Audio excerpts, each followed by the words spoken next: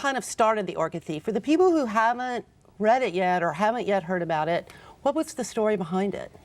It was a complete accident, I have to say.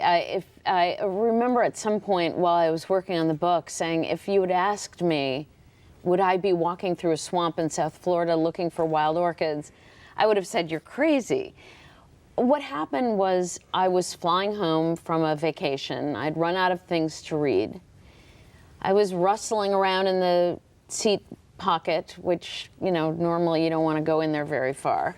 But someone had left a Miami Herald in there. And I thought, well, I'll just browse through it. I was bored. And I always like to look for the little stories that are kind of tucked in the corners of a newspaper.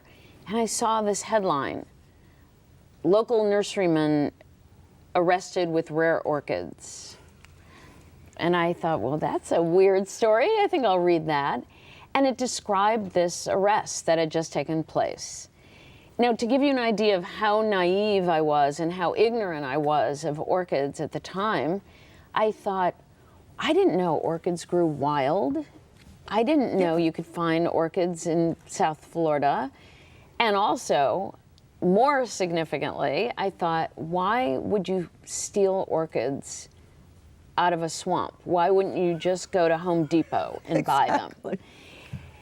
It was the kind of story that I couldn't resist.